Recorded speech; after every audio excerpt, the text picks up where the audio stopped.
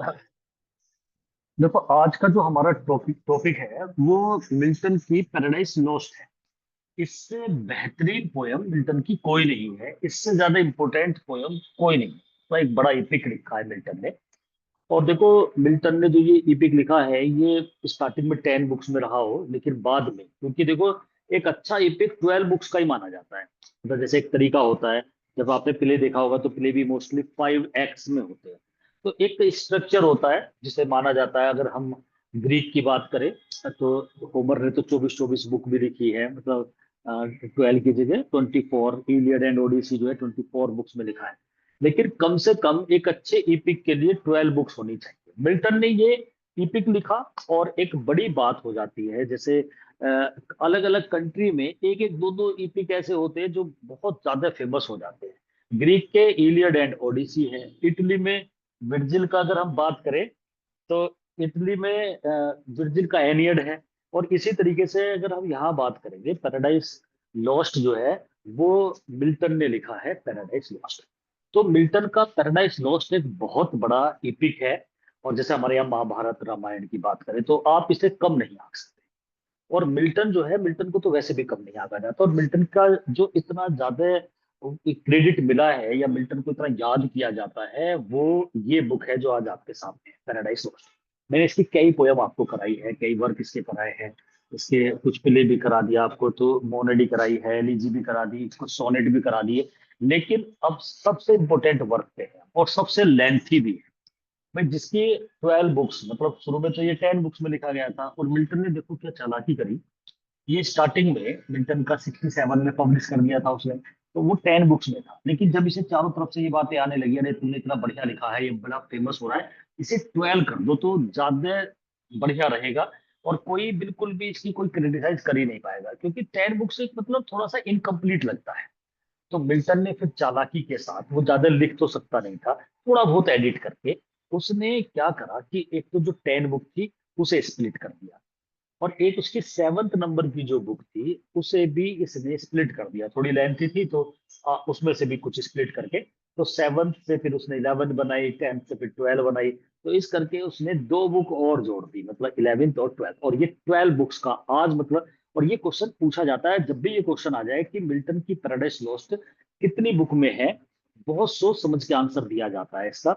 क्यों सोच समझ के दिया जाता है? क्योंकि जो इसका मौलिक रूप है, मतलब जो ये स्टार्टिंग की अगर हम बात करें तो इसमें 10 बुक्स थी। अगर इस तरीके से क्वेश्चन पूछा गया कि when Milton wrote the wrote his famous epic Paradise Lost in first time, how many books it contain, तो वहां पर आप 10 बोलोगे। लेकिन नाउ, या बस सिंपल आपसे पूछ ले, how many books are in Paradise Lost, क्योंकि अगर कोई आपसे ये पूछ रहा है पैराडाइज लॉस्ट में कितनी बुक है, तो आपको बताना है भाई 24 बुक्स, सॉरी 12 बुक्स है।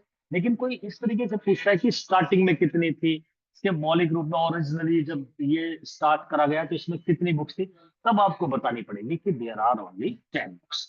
तो जब 10 थी और बाद में दो और बढ़ा दी, तो 12 बुक्स में है ये पैराडाइज लॉस्ट। और इसी का रिएक्शन है पैराडाइज रीगेन्ड।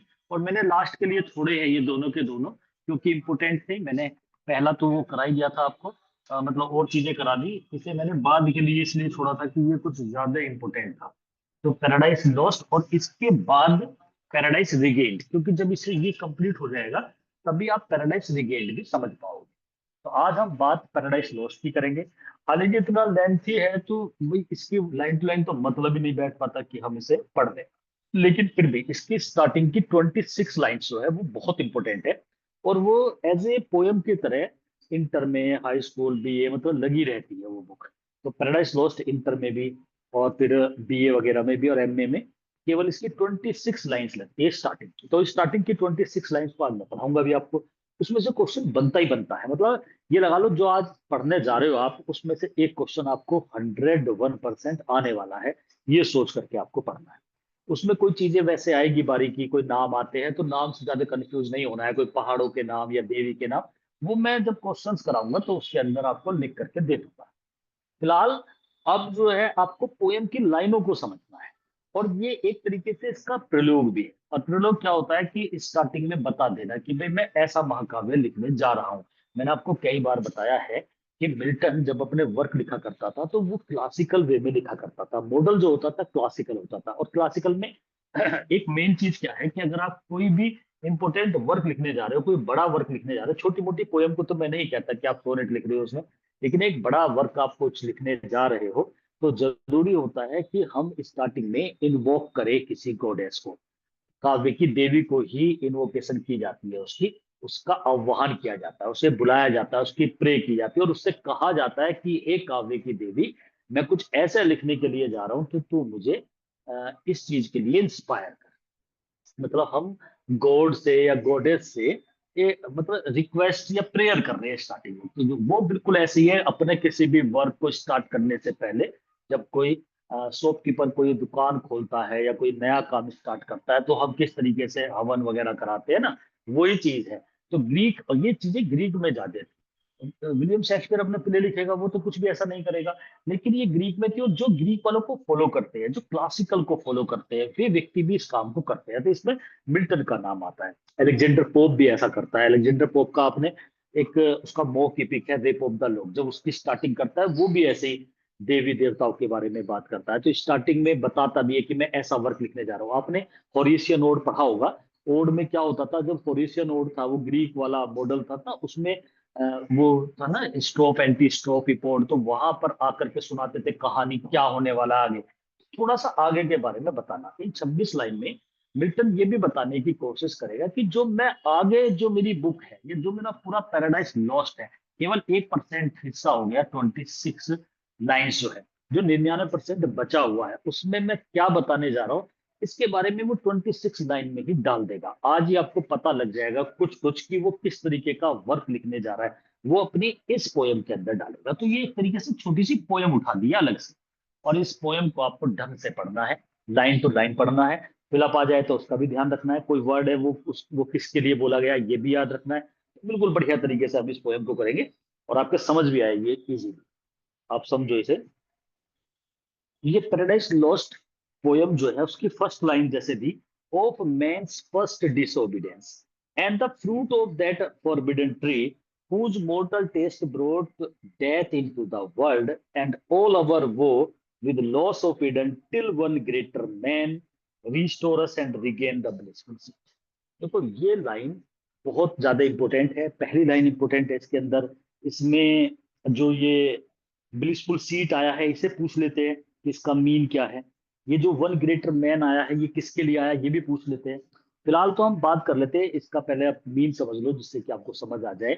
इस पोयम के स्टार्टिंग में वो बोल रहा है, बताने की कोशिश कर रहा है मिल्टन कि मैं जो ये कहानी लिखने जा रहा हूँ, जो ये इपिक लिखने जा रहा हूँ, ये किस चीज के बारे में लिख रहा हूँ, उसकी बात करें। उसमें वो बता रहा है कि मैन ने पहला डिसोबीडेंस करा। अब डिसोबीडियंस क्या कर दिया था वो तो हम डिटेल में पढ़ेंगे, बहुत लेंथी पढ़ेंगे। एडम और ईव के बारे में पढ़ेंगे। आपको पैराडाइज लॉस्ट जब आप पढ़ोगे तो आपको पता भी लगेगा कि इस धरती पे हमारा तुम्हारा जन्म कैसे हुआ है, मतलब हमारे पूर्वज कौन थे। जैसे आपने सुना होगा, कोई हमें बताता है कि हमारे पूर्वज बंदर रहे होंगे, उसके बाद कोई बताता है मनुष्य स्मृति के बारे में बताता है, कोई आदम हव्वा के बारे में बात करता है। एडम और ईव सब अपने अपने धर्म के अकॉर्डिंग सबने अपने अपने तरीके बनाए हुए हैं, लेकिन स्टार्टिंग कैसे हुई थी ये क्रिश्चियनिटी क्या कहती है, क्योंकि मिल्टन तो क्रिश्चियन है। तो हमारा ईसाई धर्म, मतलब ईसाई धर्म का क्या मानना है, लेकिन हिंदू धर्म इस फिलॉसफी को इस तरीके से नहीं मानता। हम तो मनु और स्मृति को मानते हैं, वो कहानी चलती है, वो भी कुछ सिमिलरिटी है। लेकिन यहाँ पे हम देखेंगे जब पैराडाइज लॉस्ट की कहानी आपके सामने मैं बताऊंगा, तब आपको शायद बहुत कुछ पता लगेगा। पैराडाइज लॉस्ट नाम समझ रहे हो आप, पैराडाइज का लॉस्ट हो जाना, स्वर्ग का लॉस्ट खत्म हो जाना। हुआ क्या था, मैं बहुत शॉर्ट में बता दूं आपको कि एडम और ईव हमारे पूर्वज माने जाते हैं अकॉर्डिंग टू क्रिश्चियन मैथोलॉजी। तो एडम एंड ईव, और ये दोनों के दोनों ईडन गार्डन में रहा करते थे। एक गार्डन है ईडन गार्डन स्वर्ग में। अब तो इसके नाम से कोलकाता में ईडन के नाम से, ईडन गार्डन के नाम से एक क्रिकेट का बहुत बड़ा मैदान भी बनाया हुआ है।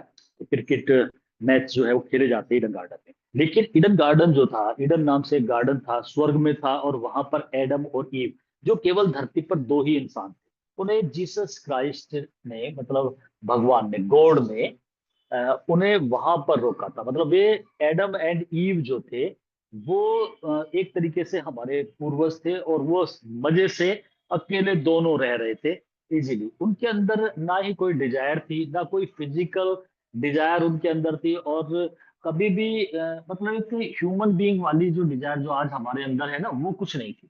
लेकिन वो भी पथभ्रष्ट हो गई, और उसे करने में सबसे बड़ा योगदान सैटर्न का है। सैटर्न के कैरेक्टर को भी हम बाद में करके पढ़ेंगे। तो इस तरीके से हम हमारा पैराडाइज लॉस्ट हो गया। हम कौन है? वे हम ही है, हमारे पूर्वज थे ना।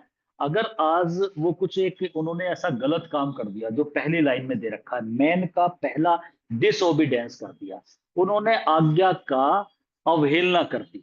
तो डिसोबीडेंस होता है अवहेलना कर देना, मतलब अवज्ञा कर देना। आज्ञा करना तो ओबीडेंस हो गया, अवज्ञा मतलब गलत, मतलब आप किसी की, मैं आपसे कहूं कि भाई आपको ऐसे करना है, कोई चीज के लिए आपको एक इंस्ट्रक्शन दे दी जाए, आप उसका उल्टा कर दो, या उससे जैसे छोटे छोटे बच्चे होते हैं, आप कह दो भाई ये सामान आपको यहाँ रखा हुआ, इस पे हाथ नहीं लगाना, ये टच नहीं करना, वो उसे ही टच करेगा। तो वो क्या होता है? वो डिसोबीडेंस होता है। तो अब डिसोबीडेंस कर किसने दिया? एडम और ईव ने। तो वो बात आती है कि एडम और ईव ने किस तरीके से पहली बार इंसान ने डिसोबीडेंस करा। किसका डिसोबीडेंस करा था?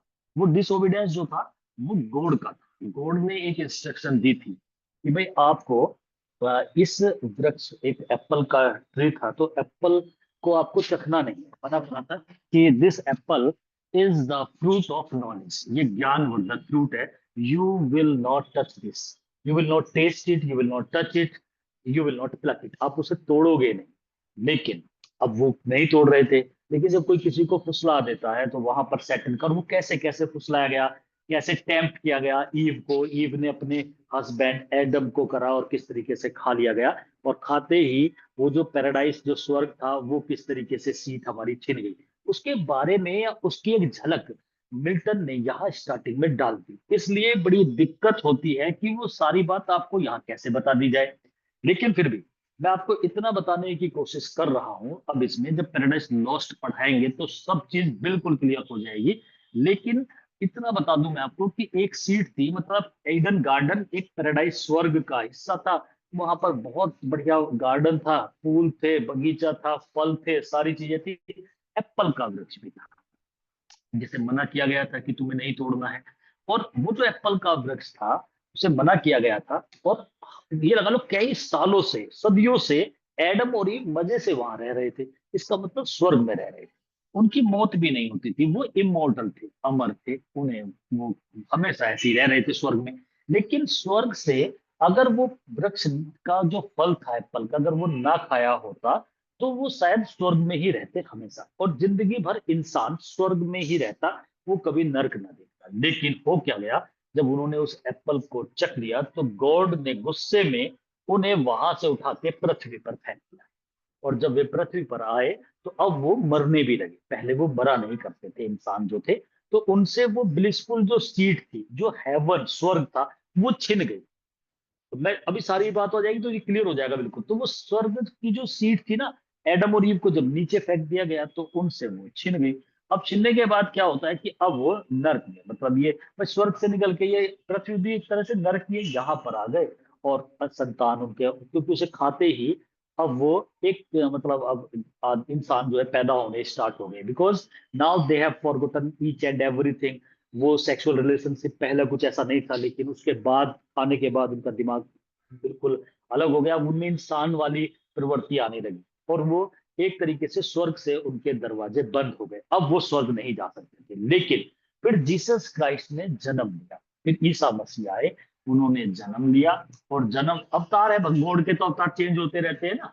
तो अब जीसस क्राइस्ट ने जन्म लेते हैं और वो आते हैं।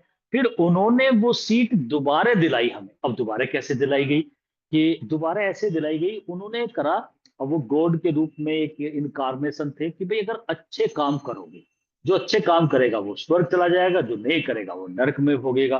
तो जो अच्छे काम करेगा वो स्वर्ग चला जाएगा। तो एक ये रास्ता अब हो गया कि भाई अब हम इजीली हेवन जा सकते हैं अगर हम अच्छे वर्क करते हैं। तो इसका मतलब वो सीट हमें दोबारा दिलाई जीसस क्राइस्ट। अब वही लाइनें अब आपके समझ में आ जाएगी, अब लाइन टू लाइन आप देख लो। ऑफ मैंस फर्स्ट डिसोबीडेंस, इंसान का पहला डिसोबीडेंस, इंसान का पहला अवज्ञा, पहला आज्ञा को ना मानना, और वो क्या था, तो उसे फल को खा लेना। मैन का पहला disobedience, and the fruit of that forbidden tree, और उस फॉरबिडन ट्री का फ्रूट को चख लेना। अब वो फ्रूट कौन सा है, एप्पल का। तो इंसान का पहली disobedience and the fruit of that forbidden tree का फ्रूट, जिसका मॉर्टल टेस्ट, जब उसे टेस्ट करा ना, मॉर्टल टेस्ट इसलिए कहा जा रहा है, मॉर्टल का मतलब तो नश्वर होता है, इमोर्टल का अमर होता है, अमर तो वो पहले से थे ही, लेकिन उसे चखते ही हो गए मॉर्टल। तो उसका मॉर्टल टेस्ट ब्रोट डेथ, वो डेथ ले आया इनटू द वर्ल्ड, संसार में। अब संसार में डेथ आनी स्टार्ट हो। इट मीन्स इससे पहले वे इमोर्टल थे। एडम एंड ईव जो दोनों के दोनों इमोर्टल थे। They do not have a physical relationship because they don't know such type of earthly things. वो अर्थली थिंग्स के बारे में अनभिज्ञ थे, लेकिन जैसे ही वो ज्ञान वाला फ्रूट उन्होंने खा लिया, तो वो सारा कुछ बिगड़ गया। और अब डेथ का आगमन हो चुका है, अराइवल हो गया डेथ का। It means now the person will die. Before testing that fruit, the persons was immortal. Adam and Eve were immortal at that moment, but after taking that fruit, this immortality has been finished. अब वो mortal हो गए। Man की पहली disobedience हुई, और fruit जो था फॉरबिडन ट्री का, जिसका मोर्टल टेस्ट डेथ को ले आया संसार के अंदर। एंड डेथ को तो ले आया, एंड ऑल ओवर वो ले आया। और हमारे वो व्हील एंड वो वर्ड आपने सुना होगा, ये एक फ्रेज होती है, व्हील एंड वो, सुख और दुख। तो व्हील माने तो खुशी होती है, वो माने दुख होता है। तो दुख भी ले आया, डेथ भी ले आया। अब इंसान दुखी भी होने लगे। तो आप ये सोचो कि अगर सपोज करो वो फल ना खाया होता, तो दुख भी ना होते। अब दुख भी स्टार्ट हो गए, डेथ भी स्टार्ट हो गई। तो वो पहली डिसोबीडेंस हुई इंसान से, एडम और ईव से हुई थी। और जो फ्रूट था फॉरबिडन ट्री का, फॉरबिडन ट्री यहाँ एप्पल का है, या उसे नॉलेज का भी कह देते हैं। फ्रूट जो था वो ज्ञानवर्धक फ्रूट था एप्पल का। उसे खा लेना, जिसका मोर्टल टेस्ट डेथ को ले आया संसार में, और हमारे सारे दुख ले आया संसार में, विद लॉस ऑफ ईडन के लॉस के साथ साथ। मतलब ईडन का भी लॉस हो गया। इन्हें वहां से धक्के देके वहां से भी निकाल दिया गया। ईडन में जो दोनों एडम और ईव थे ना, वहां से भी उनका निकलना हो गया। दुख भी आ गए, डेथ भी आ गई, और इंसान मरने लग गया। और ये हुआ उस फॉरबिडन ट्री के फ्रूट को टेस्ट करने के बाद। तो पहली डिसोबीडेंस हुई, और जो फॉरबिडन ट्री था उसका जो फ्रूट था, जिसका मोर्टल टेस्ट टेस्ट डेथ ले आया वर्ल्ड के अंदर, और हमारे दुख ले आया, और लॉस ऑफ ईडन भी हो गया। टिल, जब तक हुआ, जब तक ये सारे काम हुए, टिल वन ग्रेटर मैन, एक महान व्यक्ति, ये काम डेथ का, दुख का, और उसमें मोर्टल टेस्ट मतलब इंसान का मरना, ईडन का लॉस हो गया, स्वर्ग का लॉस हो जाना। टिल जब तक वन ग्रेटर मैन रिस्टोर, एक महान व्यक्ति ने जब तक हमें रिस्टोर करना होता है, जहां हम थे वहीं ले आना, उसे रिस्टोर कहते हैं ना। जैसा आप डेटा भी देखते होंगे, आप डिलीट कर दो किसी चीज को, रिस्टोर करना, जहां से डिलीट करा वहीं पहुंच जाएगा। इसका मतलब जहां हमारी सीट थी, हमारी कहाँ सीट थी, स्वर्ग में। तो दोबारा से ये काम हुआ कब तक, जब तक एक ग्रेटर मैन, और ये ग्रेटर मैन है जीसस क्राइस्ट, ईसा मसीह। जब तक वो महान व्यक्ति पूछ लिया जाता है, लाइन दे देते हैं, what is the mean of greater man, who is the greater man in this line. तो द ग्रेटर मैन रिस्टोर अस, उसने हमें रिस्टोर कर दिया, मतलब दोबारा से हमें स्वर्ग की सीट दिलाई। And regain the blissful seat, और दोबारा हमें गेन करा दी, प्राप्त करा दी। वो ब्लिसफुल माने आनंदनीय है, सीट माने वो सीट, आनंदनीय सीट कौन सी, स्वर्ग की। और स्वर्ग की सीट हमें दोबारा से दिला दी। तो मैन का पहला डिसोबीडेंस हुआ, फ्रूट जो था फॉरबिडन ट्री का, जिसका मोर्टल टेस्ट डेथ ले आया, वर्ल्ड में दुख ले आया, लॉस हो गया ईडन का। और जब तक रहा ये सारे काम, जब तक वो ग्रेट मैन आया, उसने फिर हमें रिस्टोर कराया, वहीं पहुंचा दिया, और दोबारा से हमें वो सीट उसने दिला दी वापस, स्वर्ग वाली। तो ये वाली बात जीसस क्राइस्ट के बारे में भी जिक्र कर दिया, और किस तरीके से बताया है मिल्टन ने कि कैसे मतलब वो सीट हमारी वापस आई। और ये बात अब तो ये 8-7 लाइन में आपको बता दी मैंने, लेकिन अब ये बुक वाइज चलेगी ना, तो बहुत लेंथी है। तो यहाँ तो आप प्रलोभ कर रहे हो, उसकी स्टार्टिंग इंट्रोडक्शन कर रहे हो, पैराडाइज लॉस्ट का स्टार्टिंग की लाइन पढ़ रहे हो। वहां मिल्टन बताने की कोशिश कर रहा है, मैं अपनी पैराडाइज लॉस्ट में क्या लिखने जा रहा हूं, तो उसका उसने सब्जेक्ट बता दिया शुरू की इन लाइन। अब वो बताता है, अब वो हेवनली म्यूज को, जो काव्य की देवी है यूरेनिया, जो हेलिकन माउंटेन पे रहती है, जो 9 सिस्टर है, 9 बहनें हैं, और काव्य की देवी यूरेनिया, यूरेनिया को आह्वान करेगा, उसको इन्वोक करेगा, इन्वोकेशन करेगा, उसकी प्रेयर करेगा। तो क्या कहता है, sing heavenly muse that on the secret top of Oreb, हे हेवनली म्यूज तुम मेरे लिए गाओ, सिंग करो। हेवनली म्यूज, एच बड़ा बना करके, हेवनली म्यूज का मतलब ये, हालांकि मैं आपको जब क्वेश्चंस कराऊंगा उन्हें भी मैं इसी तरीके से वीडियो पे भी कराऊंगा, और आपको पीडीएफ तो दूंगा ही दूंगा, तो वहां पर सारे क्वेश्चन लिखे हुए हैं। What is the mean of greater man, what is the mean of blissful seat का क्या मतलब है, फॉरबिडन ट्री कौन सा है, हेवनली म्यूज कौन है, तो वहां सारे क्वेश्चन आ जाएंगे। फिर भी यहाँ समझ लो, सिंग हेवनली म्यूज, हे हेवनली म्यूज, हे काव्य की देवी यूरेनिया, गाओ मेरे लिए आप भी सिंग करो, गाओ। That on the secret top of Oreb, or of Sinai, didst inspire that shepherd who first taught the chosen seed in the beginning how the heaven and earth rose out of chaos। देखो यहां तक आप समझने की कोशिश करेंगे, लेकिन अभी नहीं करेंगे, पहले मैं अलग से बताऊंगा बातें, तब समझ में आएगी ये लाइन। ये कहना चाह रहा है कि हे हेवनली म्यूज, हे काव्य की देवी यूरेनिया, तूने एक बार ऐसा करा था कि किसी को इंस्पायर करा था, मतलब किसी से मतलब है मोसिस को, MOSES, मोसिस का मतलब है, हिंदी में आपने मूसा वर्ड सुना होगा, मूसा। पहले इसी के बारे में बताना चाह रहा हूँ। जो मोसिस है, ये क्या था कि ये प्रोफेट है, पैगंबर थे मोसेस। उन्होंने, मूसा बोलते हैं इन्हें, इन्होंने इजराइल वालों को, देखो इजराइल का बहुत ज्यादा जिक्र हो रहा है, पहले भी कराया मिल्टन ने, तो इन्होंने इजराइल के व्यक्तियों को, जो स्लेवरी, मतलब जो स्लेव थे उस समय, दास थे, उनके यहाँ दासता चल रही थी, तो उन्हें मोसेस ने पहाड़ पे जाके, एक पहाड़ की चोटी थी, होरब माउंटेन था, या उसे सिनाई का पर्वत भी कहते हैं, उस पर्वत पे जाके मोसेस को, जैसे आपने सुना होगा ना, जैसे सिद्धार्थ, सिद्धोधन, सिद्धार्थ के बारे में सुना, महात्मा गौतम बुद्ध का जैसे नाम सुना है, कि भाई उन्हें भगवान ने एक तरीके से उन्हें गॉड ने पावर दे दी, और उन्होंने फिर जनता को गॉड के उपदेश सुनाए। मतलब ऐसा होता है ना हमारे हिंदू मैथोलॉजी में भी, कई जगह है इस तरीके से बातें, कि भाई ये इंसान कॉमन पर्सन था, लेकिन गॉड के संपर्क में आ गया, या भगवान उस पर ज्यादा मेहरबान हो गए, फिर उसने क्या करा, जनता को एक तरीके से प्रीच दी। तो 10 गॉस्पेल कह दो, कमांड्स बोल दो, 10 कमांड्स दी गई थी मोसेस को बाय गॉड।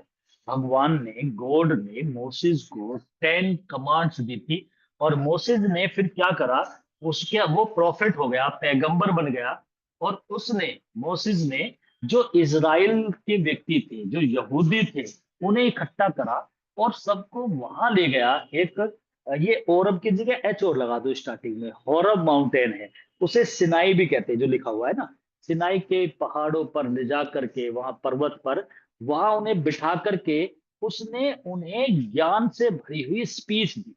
जैसे आजकल आप क्या करते हो, कितनी सारे कथा वथा होती रहती है, आप उनमें जाते हो ना, तो वहां पे जो प्रीच देते हैं, जो जैसे प्रदीप मिश्रा की अभी यहाँ पर हुई थी हापुड़ में, तो इस तरीके से बहुत सारे साधु संत है, वे आकर के अपने अपने भाषण देते हैं। तो ऐसा माना जाता है कि वे गॉड के ही अ, दूत है, मतलब एजेंट है, और क्योंकि गॉड तो आ नहीं सकते, तो वो हमें बताते हैं कि भाई हमें ऐसे ऐसे काम करने चाहिए, ये काम नहीं करना चाहिए। तो उन इजराइल वालों को, इसने, मोसेस ने, क्योंकि उस पर गॉड का हाथ था, गॉड ने उसे 10 उपदेश दिए थे, कमांड दी थी, तो 10 कमांड्स उसने गॉड से ली थी। तो मोसेस जो था, उसने इजराइल वालों को, जो इजराइल के व्यक्ति थे, जो दासता झेल रहे थे उस समय, स्लेवरी को, उन्हें इस तरीके से, मतलब उन्हें उपदेश दिया, उन्हें एक तरीके से प्रीचिंग करा, मतलब उपदेश दिया, उन्हें कुछ समझाया, और उन्हें बताया कि ये पृथ्वी, स्वर्ग, आकाश, पृथ्वी कैसे स्टार्ट हुई, मतलब स्टार्टिंग में, तो देखो अगर आपसे कोई पूछे, बताओ इस धरती पे शुरू में क्या आया, ये धरती कैसे बनी, तो वो स्टार्टिंग से जो बात थी, भाई पहले सब अस्त व्यवस्था, सब अस्त व्यवस्था कोइस पड़ा हुआ था, उससे ये सब कुछ सही सलामत कैसे हुआ, आज सब सिस्टमेटिक है, सबने अपने अपने क्षेत्र है, सब अपने मकान बना के इस तरीके से रहे, ये सब जब स्टार्टिंग हुई होगी, तो सब ऐसी उथल पुथल पड़ा हुआ होगा। तो ये कैसे सही हुआ, ये भी बात उस मोसेस ने वहां समझाई थी इजराइल वालों को। अब मैं आपको क्यों बता रहा हूं, मिल्टन कहता है कि हे यूरेनिया देवी, तूने एक बार मोसेस को भी इंस्पायरेशन दी थी, उसे भी प्रेरणा दी थी, तब उसने तेरी प्रेरणा से उसने क्या करा कि ऐसे इजराइल वालों को बुला करके उन्हें समझाया, क्योंकि तूने उस पे अपना हाथ रख दिया, तूने उसे आशीर्वाद दे दिया, इसलिए वो उन्हें अच्छी तरीके से समझा पाया। तो हे देवी, हे यूरेनिया, तू आज मुझ पे भी अपना हाथ ऐसी धर दे, तू आज मुझे भी ऐसे इंस्पायर कर दे, ताकि मैं भी अपने रीडर्स को पैराडाइज लॉस्ट इस महाकाव्य के माध्यम से, जो ऐसा महाकाव्य लिखने जा रहा हूं कि जिस किसी ने आज तक ना प्रोज में ना पोइट्री में लिखा होगा, तो मैं चाहता हूं कि इस महाकाव्य के द्वारा पब्लिक पे मैं भी सबको इसके बारे में सब कुछ बता पाऊं, तो तू मुझे भी ऐसे ही प्रेरित कर दे जैसे तेने मोसेस को करा। ये वाली बात वहां से चलेगी। अब देखो, अब आपके समझ में आएगी नहीं। सिंग हेवनली म्यूज, हे हेवनली म्यूज, हे यूरेनिया, तुम गाओ, तुम मेरे लिए गाओ, दैट की, जो कि ऑन द सीक्रेट टॉप पर, सीक्रेट टॉप मतलब एक रहस्य में ऊपर, और किसके टॉप पर, औरब, ये हॉरब माउंटेन है, HOREB, शॉर्ट में उसने औरब लिखा है। तो हॉरब माउंटेन ये इजिप्ट में है, मिस्र में। तो इस इजिप्ट का जो हॉरब माउंटेन है, जिसे सिनाई की, सिनाई का पहाड़ भी कहते हैं, तो सिनाई या हॉरब माउंटेन के सीक्रेट टॉप पर तुमने डिडेस्ट इंस्पायर, हे म्यूज, तुमने डिड माने किया, इंस्पायर माने प्रेरित किया, किसे, दैट शेफर्ड, उस गडरिया को। तो गडरिया ये उसे ही बोलते हैं, मोसेस को कहा यहाँ पे, जिसे हम मूसा कहते हैं हिंदी में। तो तुमने मोसेस को इंस्पायर करा था कहां पर, या तो मतलब सिनाई के और औरब जो है, दोनों का एक ही मीन है, सिनाई के पर्वत पर तुमने उसे, मोसेस को इंस्पायर करा। अब ये सिनाई का जिक्र इसने क्यों करा, क्योंकि इसे पता है कि जो मोसेस है ना, उसने इसी पर्वत पे बुला करके कुछ यहूदियों को, उन्हें ज्ञानवर्धक स्पीच दी थी, जिसकी स्पीच सुन करके उन्होंने अपनी दास्ता खत्म कर दी थी अपने कंट्री में जाकर के। तो इतना प्रेरित करा था मोसेस को। तो वो कह रहा है, हे यूरेनिया, तूने ही किया था उसे। Sing heavenly muse that on the secret top of Oreb and Sinai के पर्वत के सीक्रेट टॉप पर तूने इंस्पायर करा उस सेफर्ड को, सेफर्ड का मतलब मोसेस को, वो सेफर्ड जिसने फर्स्ट सबसे पहले टोट माने सिखा दिया उन चूजन सीड को, चूजन माने चुने हुए, सीड माने बीज होते हैं, चुने हुए व्यक्ति। अब ये चुने हुए व्यक्ति कौन है, इजराइल वाले, यहूद। ये जो चूजन सीड का मतलब है यहूदियों को। तो उसने, तूने इंस्पायर करा उस सेफर्ड को, सेफर्ड हु, जिसने फर्स्ट सबसे पहले ये सिखाया उन चूजन सीड को, यहूदियों को, इन द बिगिनिंग, शुरुआत में, how the heavens and earth rose out, ये हेवन एंड अर्थ कैसे रोज आउट हुए, कैसे राइज हुए, कैसे बाहर को निकले, कोयस से, कोयस माने अस्त व्यवस्था से। तो तूने ही सिखाया उसे, मतलब तूने प्रेरणा दी उसे, और उसने यहूदियों को ये बात सिखा दी, ये पढ़ा दी, समझा दी कि भाई किस तरीके से first of all earth and heaven rose out of chaos, अस्त व्यवस्था से ये कैसे निकले, भाई कैसे हुआ, ये स्वर्ग कैसे बना, अर्थ कैसे बनी, ये सारी बात सबसे पहले अस्त व्यवस्था, सारी चीजें डिसऑर्डर में पड़ी हुई थी। तो वो कैसे हुआ, वो मोसेस ने उन इजराइल वासियों को समझाया। कहाँ समझाया, उसने हॉरब माउंटेन पे समझाया, और उसकी सीक्रेट टूब पे तूने उसे प्रेरित करा, तो तू मुझे भी प्रेरित कर दे। अब ये क्या करेगा मिल्टन, ये बड़ी चतुराई के साथ पहले उसकी तारीफ करेगा कि हे हेवनली म्यूज, सारा लाइनें जो है ना म्यूज पे चलेगी। अभी 26 की 26 लाइन यहां से। अब आप माइंड में रखो कि एक तरफ मिल्टन है, एक तरफ हेवनली म्यूज है। अब वो हेवनली म्यूज को बार बार यूरेनिया को ये कहेगा, हे यूरेनिया, तुझे ये चीज अच्छी लगती है क्योंकि तूने उस पहाड़ पे ये काम करा, तू तेने वहां ये काम करा, तूने उसे प्रेरित करा, तूने उसे ये शिक्षा दी, तू उसके लिए ऐसे खड़ी रही, तू इतनी अच्छी है, तू इतनी महान है, तू हमेशा ऐसे व्यक्ति पे ध्यान रखती है, तू हमेशा जो व्यक्ति अच्छे प्योरिटी वाले होते हैं उन्हें ज्यादा भाव देती है, तू मंदिर वालों को उन पे ज्यादा वो नहीं करती, जो मंदिर जाते हैं ना उससे नहीं है, जिनका हर्ट अंदर से अच्छा होता तू उन्हें प्रेरित करती है, तो तू आज मुझे भी प्रेरित कर, ऐसे कहेगा लास्ट में जाकर के। और मैं एक ऐसा महाकाव्य लिखने जा रहा हूं जिसे आज तक किसी ने नहीं लिखा, तो तू मुझे प्रेरणा दे दे हे यूरेनिया देवी। अब ये यूरेनिया देवी के पीछे पड़ जाएगा और उसकी तारीफ के पुलंदे बांधेगा और बताएगा तूने एक बार उसे करा था, उससे ऐसे हुआ, तुझे ये चीज अच्छी लगती है, तुझे ये अच्छा लगता है, तो तुम मुझे भी प्रेरणा देते, क्योंकि मैं बहुत बड़ा काम करने जा रहा हूं आज।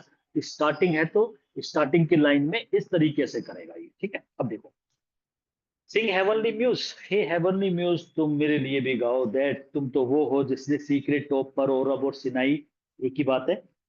तूने इंस्पायर करा उस शेफर्ड को, गडरिया को, मोसेस को, जिसने पहली बार ये यहूदियों को, जो चूजन सीड थे, यहूदियों को सिखा दिया कि इन द बिगिनिंग, शुरुआत में ये हेवन एंड अर्थ कैसे रोज आउट हुए कॉइस से, ये अस्त व्यवस्था से कैसे निकल करके आए। और या फिर इफ सियान हिल, अब ये अलग पहाड़ है, वो नहीं है, सियान की पहाड़ी, डिलाइट दे मोर, अगर तुझे वो सियान की पहाड़ी, जिसे उस पहाड़ी को द हिल ऑफ गॉड भी कहते हैं, भगवान की, तो वो सियान की अगर हिल तुझे ज्यादा डिलाइट करती है, मतलब तुझे वहां भी खुशी मिलती है। And Siloa's brook that flowed fast by the oracle of God, brook माने झरना होता है, जो पानी का झरना होता है ना, और ये है सिलोआ, सिलोआ का झरना। ये झरना वो था, यहाँ पर जो गॉड है, गॉड ने क्या करा था कि एक अंधा व्यक्ति था, उसकी अंधे व्यक्ति की आंखें जो थी ना, उन्हें, मतलब उसकी आंखें दोबारा सही कर दी थी गॉड ने। जैसे मैं आपको एक एग्जांपल दूं कि जैसे हमारे भाई गॉड है, राम है, जैसे हमें पता है वो सबरी के वहां झूठे बेर खाने गए। मुझे तो खैर नहीं ज्यादा पता, लेकिन उन्होंने एक पत्थर पड़ा हुआ था, उस पर पैर लगाया तो वो लड़की वो जीवित हो गई। तो ऐसे कई सारे काम जैसे हमारे इधर हुए हैं ना, मतलब हम अपने गॉड के बारे में ऐसे करते हैं, ऐसे ये जो क्रिश्चियनिटी वाले हैं उनके भी यहाँ बहुत सारे ऐसे आश्चर्य हुए हैं। तो वो उसकी बात कर रहा है कि ऐसी एक झरना है, सिलाव का झरना।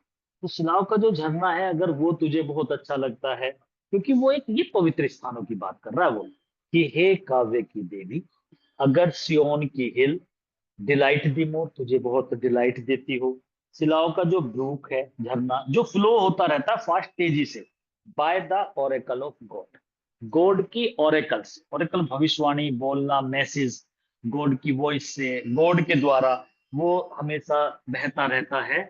आई thence invoke thy aid, मैं डेंस, तब मैं इनवोक करता हूं, रिक्वेस्ट करता हूं, तेरी एड चाहिए, मुझे हेल्प चाहिए, टू माई एडवेंचर, मुझे अपने इस एडवेंचर सॉन्ग के लिए तेरी एड की जरूरत है, तेरी सहायता की जरूरत है।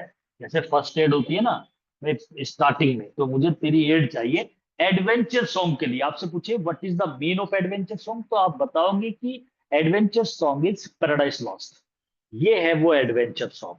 तो जो ये गाने जा रहा है, जिसकी स्टार्टिंग कर चुका है, और जो आगे बता रहा है कि मैं पैराडाइज लॉस्ट को लिखेगा पूरी को, जो 10 बुक्स लिखेगा फिर 12 करेगा। तो कह रहा है कि मेरे इस एडवेंचर सॉन्ग के लिए मैं तेरी आई डेंस, मैं तब तेरी इनवोक करता हूं, तुझसे रिक्वेस्ट करता हूं, मैं गिड़गिड़ाता हूं, हे काव्य की देवी, तेरे सामने तेरी हेल्प चाहिए मुझे मेरे इस एडवेंचर सॉन्ग के लिए, मुझे अपने इस पैराडाइज लॉस्ट के लिए तेरी जरूरत है, क्योंकि तू काव्य की देवी है, तू बस प्रेरणा दे दे मुझे, और एक बार मुझ पे भी अपना आशीर्वाद बरसा दे। अगर तुझे, वो ऊपर क्या है, तुझे वो भी डिलाइट, सियान की हिल जो है तुझे अगर डिलाइट देती हो, और और वो सिलो का ब्रूक जो बहता रहता है भगवान की आवाज से, हमेशा वो बहता रहता है, अगर ये सब तुझे करते हैं, तो तू आज मेरे लिए भी एक काम कर दे। I thence invoke thy aid, मैं तो तेरी सहायता चाहता हूं अपने इस एडवेंचर सॉन्ग के लिए। मेरा वो एडवेंचर सॉन्ग, देखो एडवेंचर सॉन्ग के बाद दैट लगा दिया, क्योंकि भाई निर्जीव चीज हो गई ना, अगर इंसान होता तो हूं लगा देते जैसे ऊपर लगाया था, तो मोसेस के लिए, और दैट तो दोनों के लिए लग जाता, दैट निर्जीव के लिए भी लगता, सजीव के लिए भी, तो ये एक तरह से रिलेटिव प्रोनाउन बन जाता। तो ये adventure song that with no, जो की सेंस निकालता है ना, अरे तू हेल्प कर दे मेरी, कुछ मदद कर दे, सपोर्ट दे दे, हे हेवनली म्यूज यूरेनिया, तुम 9 सिस्टर्स हो, हेलिकन माउंटेन पे रहती हो, तो आज मेरी भी मदद कर दे। तूने बहुतों को प्रेरित करा, तूने मूसा जो मोसेस था उसे भी प्रेरणा दी, तो उसने ये काम कर दिया, झरना भी बह रहा है, वो अगर तुझे खुशहाली देता हो, अगर ये सब काम ऐसे, तो आज मेरी भी हेल्प कर दे। क्यों? और मेरे आई इन्वोक दाय एड, मैं चाहता हूँ, रिक्वेस्ट करता हूँ तेरी हेल्प के लिए, मेरे एडवेंचर सॉन्ग के लिए, मेरी पैराडाइज लॉस्ट के लिए हेल्प कर दे। वो पैराडाइज लॉस्ट दैट जो विद नो मिडिल फ्लाइट, वो मिडिल फ्लाइट की नहीं है। मिडिल माने बीच की उड़ान भरने वाली, मतलब जो मेरी पैराडाइज लॉस्ट है ना, उसकी फ्लाइट उड़ान मिडिल नहीं है। कभी मिडिल देखो, लो से मिडिल पे कोई मना कर रहा है, मिडिल नहीं है। इंटेंट माने इरादा रखती है, टू सोर माने उड़ना होता है। ये जो मेरी एडवेंचर सॉन्ग है ना, Paradise Lost that with no middle flight, वो बीच की उड़ान की नहीं है, उसका इरादा है उड़ने का। अबोव द ओनियन माउंटेन, ये ओनियन माउंटेन से भी ऊपर उड़ना चाहती है। ओनियन माउंटेन जो है ना, ये हेलिकन माउंटेन की बात है, और ये वही हेलिकन माउंटेन है जिसपे ये 9 बहनें निवास करती है। जैसे हमारे सिंधी जी कैलाश पर्वत पे हम मानते हैं कि भाई कैलाश पर्वत पे निवास करते हैं, तो माना जाता है जो हेलिकन माउंटेन है, जिसे ओनियन बोला गया है यहाँ पर, कि वो हेलिकन माउंटेन जहां पर ये यूरेनिया जो काव्य की देवी और इसकी जो 8 और बहनें हैं, वे सब इस हेलिकन माउंटेन पे ही रिजाइड करती है, इनका रेजिडेंस वही है, ऐसा माना जाता है। तो कह रहा है कि मेरी सहायता कर दो इस एडवेंचर सॉन्ग के लिए, जो मिडिल फ्लाइट का नहीं है, और इसका इरादा है ऊंची उड़ान भरने का। ये हेलिकन माउंटेन से भी ऊपर उड़ना चाहता है। देखो, पैराडाइज लॉस्ट पे उड़ेगा थोड़ी, लेकिन एक तरीके से कहता है ना कि भाई मैं एक ऐसा वर्क लिखने जा रहा हूँ जो कैलाश पर्वत से भी ऊपर जाए। तो इसका सेंस क्या बोलना चाह रहा हूँ मैं, बहुत ऊपर, मतलब बहुत ही लॉफ्टी, उच्च क्वालिटी का, जो हेलिकन माउंटेन से भी ऊपर उड़ने का इरादा रखता है। वाइल जबकि इट परज्यू थिंग्स, ये परज्यू करता है, परज्यू माने पीछा करना होता है, ग्रहण करना, अनुसरण करना, थिंग्स माने ऐसी चीजों को। ये जो इट आया यहाँ पे किसके लिए? पैराडाइज लॉस्ट, जो मेरा महाकाव्य है, वो ऐसी चीजों को अपने अंदर समाये हुए है, उन्हें परज्यू कर रहा है, ऐसी चीजों को, अनअटेम्प्ट, जिन पे आज तक प्रयास नहीं हुआ यट। अनअटेम्प्ट यट माने अभी तक जो अनअटेम्प्ट है, ऐसी चीजों को समाये हुए है ये Paradise lost, in prose or rhyme, ना प्रोज में ना पोइट्री में, राइम से मतलब पोइट्री, गद्य और पद में, पोइट्री और प्रोज में आज तक भी ऐसा कोई मतलब ऐसी चीजें समाये हुए हैं पैराडाइज लॉस्ट। पैराडाइज लॉस्ट में ऐसी ऐसी चीजें हैं, मैं ऐसा लिखूंगा ऐसे, कि आज तक प्रोज और पोइट्री में किसी ने भी ऐसी चीजों का प्रयास नहीं किया होगा। तो ये बोलना चाह रहा है, while it pursues things unattempted yet in prose or rhyme, ऐसी चीजों को परज्यू करे हुए है जिन्हें प्रोज और पोइट्री में आज तक किसी ने प्रयास नहीं करा। तो कितनी बड़ी बात बोल रहा है, आप समझ सकते हो कि ब्रिटन ऐसी बात बोल रहा है, यूरेनिया से कह रहा है, I am writing totally different thing which is not written by any other poet or writer in previous time, किसी ने नहीं लिखा हो, ऐसा कुछ लिखने जा रहा हूं। तो अभी लिखा तो है ही नहीं, लेकिन देखो स्टार्टिंग में, क्योंकि उसने मन में ठान लिया था मुझे कुछ बड़ा लिखना है, विचार तो हो ही गया, पैराडाइज लॉस्ट जब टॉपिक भी दे दिया, नाम दे दिया, तो उसे कुछ बड़ा लिखना था। थीम उसके माइंड में थी, मुझे क्या लिखना है, उसे बताना था कि किस तरीके से स्टार्टिंग हुई है, कैसे भगवान, ये सब। देखो ये कोई इमेजिनेशन तो होती है, एपिक है, महाकाव्य है, ऐसा तो कुछ पता ही नहीं है मिल्टन को कि भाई बिल्कुल सेम सेम ऐसा ही हुआ होगा। तो कुछ अपनी तरफ से बढ़ा चढ़ा करके, जैसे हमारे यहाँ रामायण महाभारत में ऐसे तो है नहीं, सेम टू सेम ऐसे ही हो गया, या जिस इंसान ने लिखा है उसने सब कुछ पता था, उसे सब देख रखा है, तो कुछ चीजें उसमें फिक्शनल तो होती है। तो यहाँ पर एक स्पीड से बता देता हूँ पूरे को। डिलाइट दी मोर, नहीं, इसका जो स्टार्टिंग से, सिंग हेवनली म्यूज, हे हेवनली म्यूज तुम मेरे लिए भी गाओ, that on secret top of Horeb, तुमने जो हॉरब माउंटेन के सीक्रेट टॉप पर या सिनाई के पर्वत पर इंस्पायर करा था उस गडरिया को, जो मोसेस था, जो पहली बार जिसने चूजन सीड इजराइल वालों को पहली बार सिखाया कि बिगिनिंग, शुरुआत में ये heaven and earth rose out कैसे हुए कॉइस से, तो ये डिसऑर्डर से, अस्त व्यवस्था से कैसे स्वर्ग और पृथ्वी बने, ये बात सिखाई थी मोसेस ने अपने यहूदियों को। और उसे मोसेस को प्रेरित करा था, हे हेवनली म्यूज तूने, तो तूने उसे प्रेरित करा था, तो that on secret top of Oreb or Sinai did inspire that shepherd, तूने उस शेपर्ड को प्रेरित किया था, और उसने बताया अपने चूजन सीड को, इजराइल वालों को, कि भाई कैसे हेवन और अर्थ निकल के आए कॉइस से। या फिर, इफ सियोन की हिल तुझे ज्यादा खुश रखती हो और सीढ़ियों का झरना खुश करता हो तुझे, जो बहता है गॉड के वॉइस के द्वारा।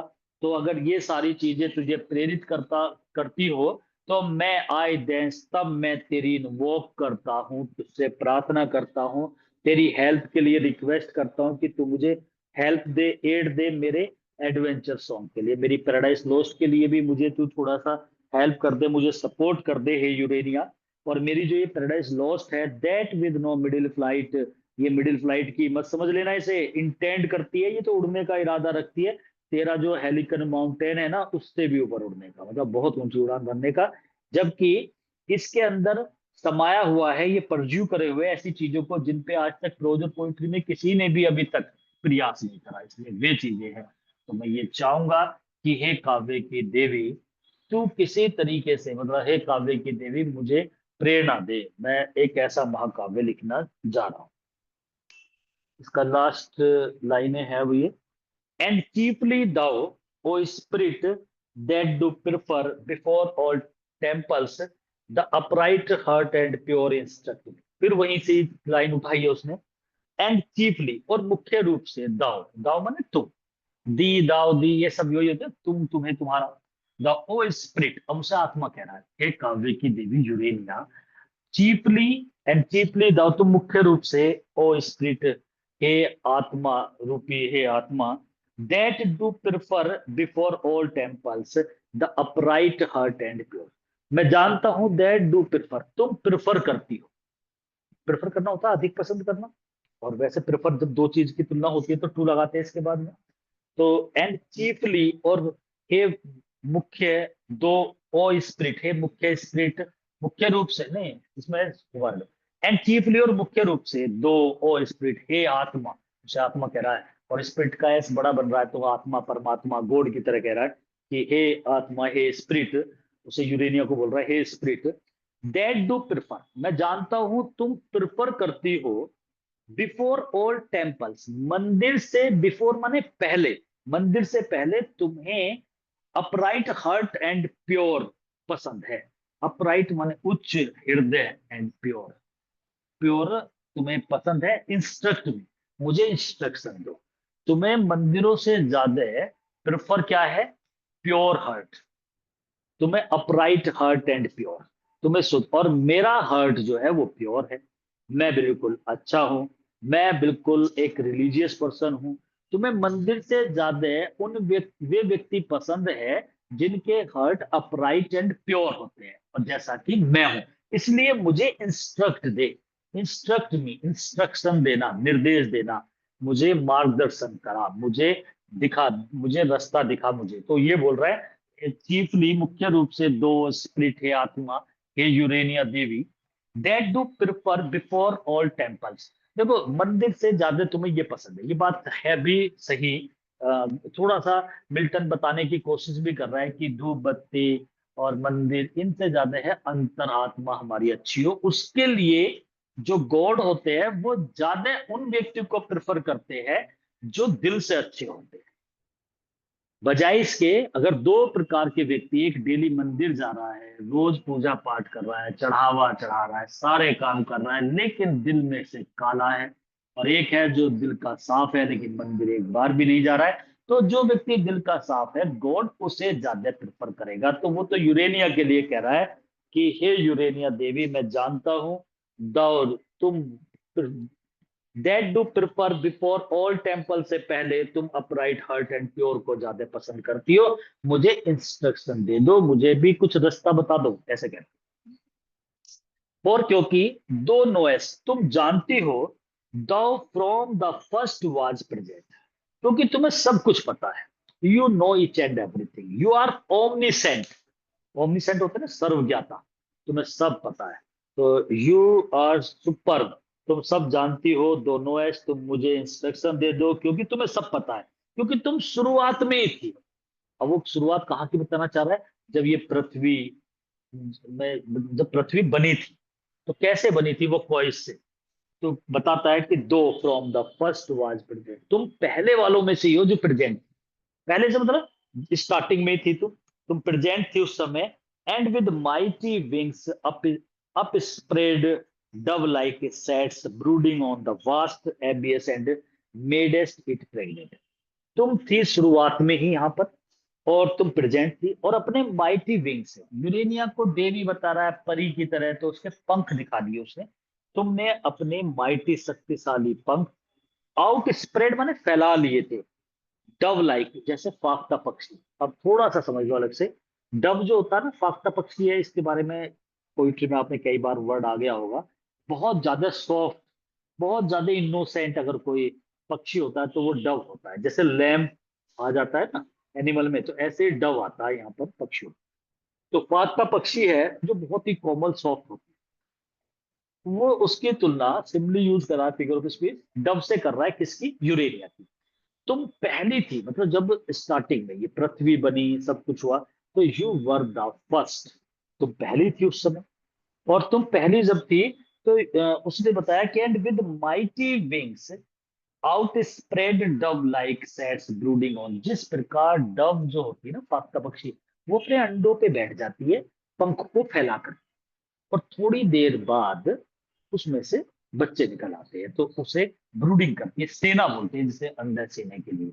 ऐसे ही अब आप थोड़ा सा इमेजिनेशन करो, सारा अस्त व्यस्त पड़ा, पूरी धरती पे कुछ नहीं है, मतलब ब्रह्मांड में ऐसे ही पड़ा हुआ है, पता ही नहीं क्या है, और सारी चीज बाद में एक एक कर करके पैदा हुई है। तो जब स्टार्टिंग हुई थी तो तुम इस पूरे ब्रह्मांड में अपने पंख को फैलाए ऐसे बैठी थी जैसे फाख्ता पक्षी बैठ जाता है, और तुम ऐसे बैठी थी, और तुमने इस पृथ्वी को प्रेग्नेंट करा।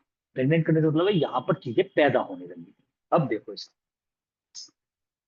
दाओ, तुम मुझे इंस्ट्रक्ट करो, फॉर दो नोएस, तुम सब कुछ जानती हो, दाओ from the first was present, तुम जो हो पहली थी जो यहाँ प्रेजेंट थी, and with mighty wings out spread, तुमने अपने शक्तिशाली पंखों को ऐसे फैला लिया, डव लाइक, डव की तरह, सेट जैसे डव बैठ जाती है, ब्रूडिंग ऑन द वास्ट, और ब्रूडिंग माना होता है जैसे अंडे सेना बोलते हैं ना, ऐसे।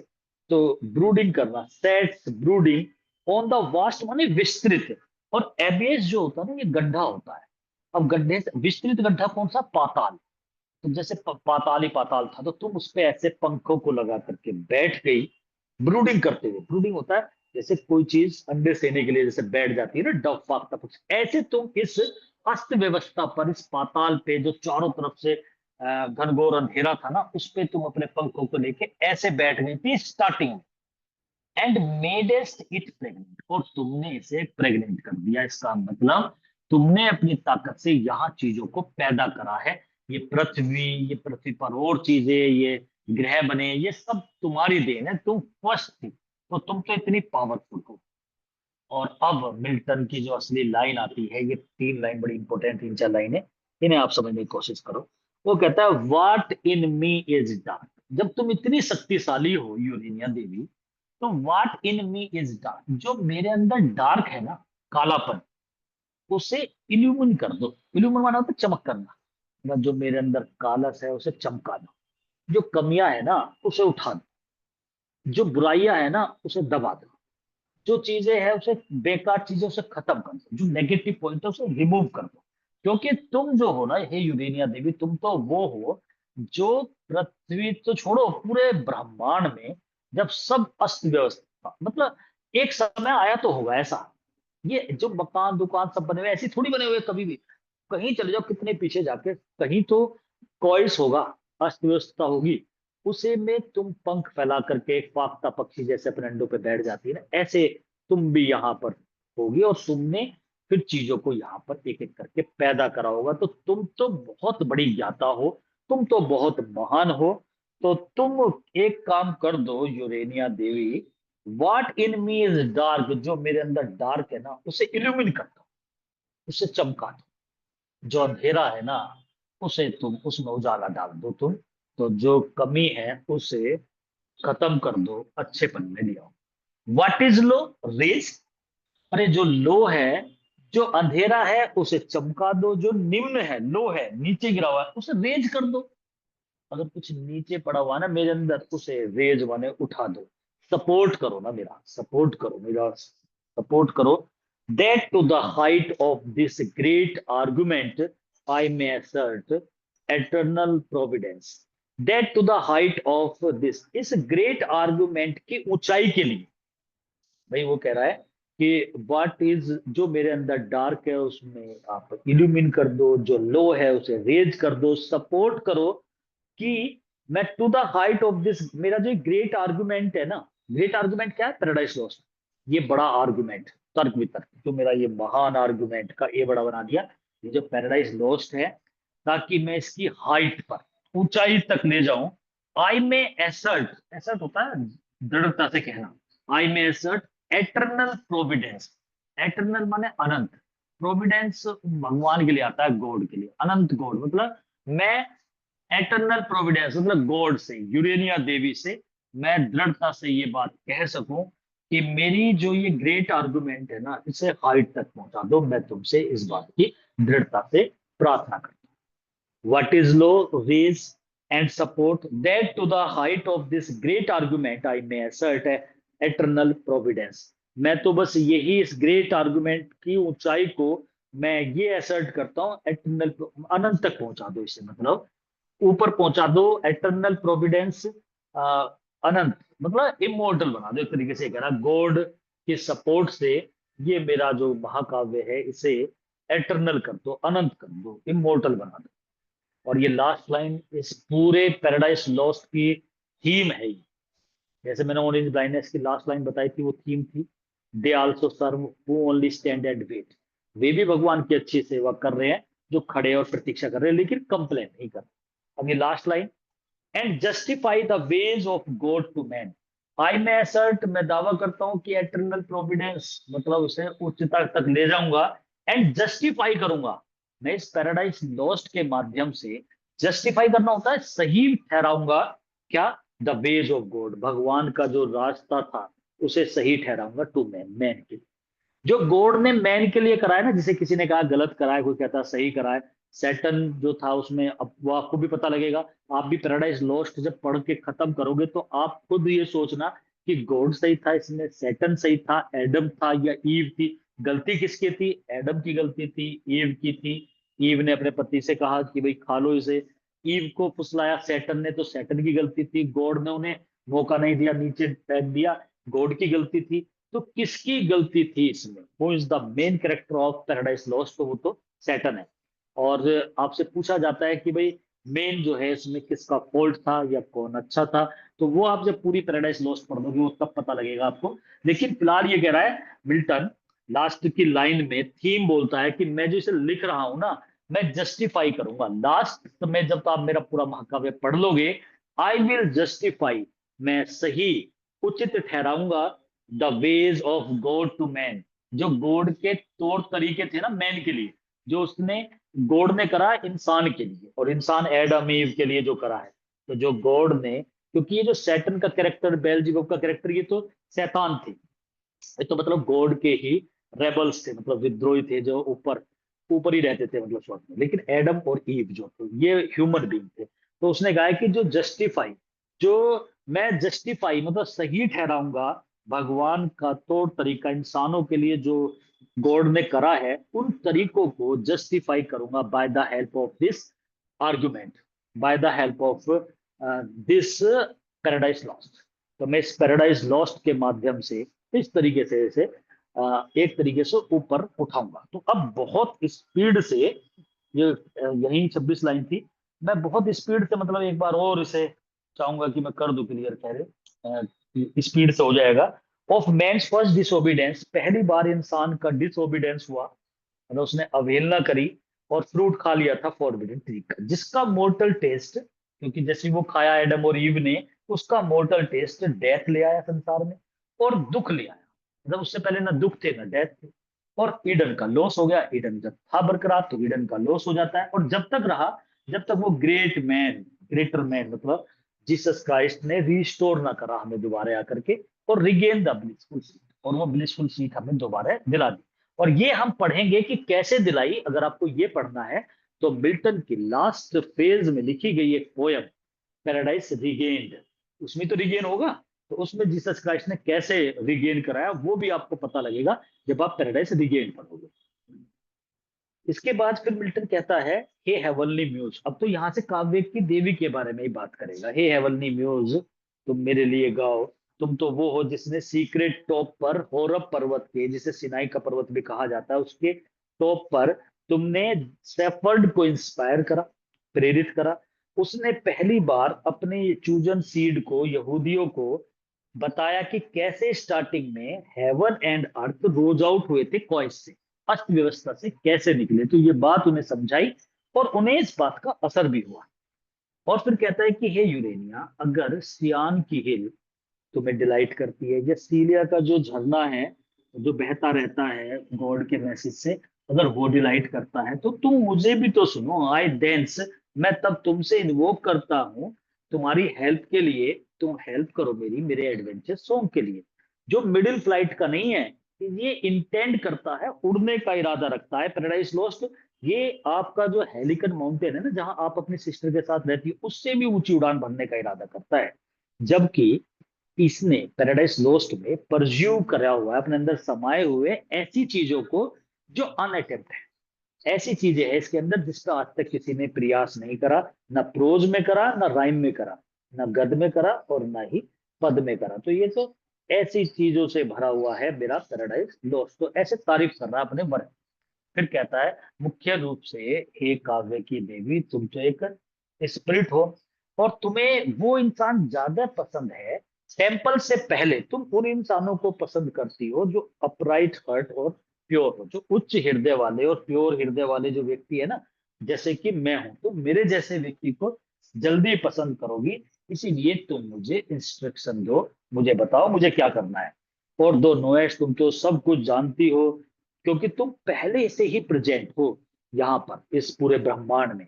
और विद माइटी विंग्स, तुमने अपने शक्तिशाली पंखों के साथ डव की तरह, जैसे डव फाख्ता पक्षी होता है ना, उसकी तरह, like sat'st brooding on the vast abyss, तुमने बड़े विशाल के पाताल पर अपने पंखों को फैला करके ऐसे करा, उसे प्रेग्नेंट बना दिया। मतलब उसके अंदर तुमने बहुत सारी चीजों को उपजाऊ करा, मतलब तुमने फर्टाइल करा, बहुत सारी चीजें पैदा करी। तो तुम तो वो वाटिन में, जब तुमने इतने बड़े काम कर दिए, तो जो मेरे अंदर डार्क है उसे भी, अंधेरे को हटा दो और इल्यूमिन कर दो, चमक पैदा कर दो। जो लो है मेरे अंदर उसे राइज, ऊपर को उठा दो, मेरी सपोर्ट कर दो। That to the height of this great argument I may assert eternal providence, ताकि मैं इस हाइट को, ग्रेट आर्गुमेंट, अपने इस पैराडाइज लॉस्ट की हाइट को, ऊंचाई को, मैं दृढ़ता से एटर्नल प्रोविडेंस मतलब अनंत तक ले जाऊं, मतलब भगवान के द्वार, मतलब इमोर्टल कर दूं, एंड जस्टिफाई कर दूं। जो तौर तरीका है ना, मैं अपने इस काव्य से, अपने इस पैराडाइज लॉस्ट की 12 बुक्स के माध्यम से मैं जस्टिफाई कर दूंगा जो भगवान का तरीका, वे, जो उसके रूल्स थे मैन के प्रति, जो उसने अपने कार्य करे ना, उन्हें मैं जस्टिफाई करूंगा by the help of this paradise lost. और करता भी है मिल्टन, और मिल्टन करता भी है, फिर उस तौर तरीके को बिल्कुल सही ठहराता है कि हाँ भाई, जो भगवान ने करा वो सही करा। तो ऐसे भी कहता है। तो ये चीज इसने, मिल्टन ने बोली है। और ये एक थोड़ी टफ पोयम जरूर है, लेकिन जब आप इसे पढ़ोगे ना, समझोगे, तो आ जाएगी, बिल्कुल क्लियर हो जाएगी। और इसमें से क्वेश्चन आता है, आप लगा लेना इस बात को। इसमें 6-7 चीजें ऐसी पूछी गई है, श्याम की हिल, सीरियो का झरना, या ओरेकल ऑफ गॉड, या आपसे ऑनियन माउंटेन और माउंटेन। ये जो वर्ड है ना, ये पूछ लेते हैं। Greater seat, greater man, blissful seat, ये किसके लिए है, ठीक है ना। ओ स्प्रिट पूछ लेंगे लाइन दे करके, ये किसके लिए बताएगा। और यूरेनिया कितनी बहनें थी, देवी का क्या नाम है। मतलब ये इतने सारे क्वेश्चन इसके अंदर से निकलते हैं। हालांकि क्वेश्चन में बिल्कुल अलग से कराऊंगा आपको, लेकिन पूछ लेते हैं, आपको ध्यान रखना है, ठीक है।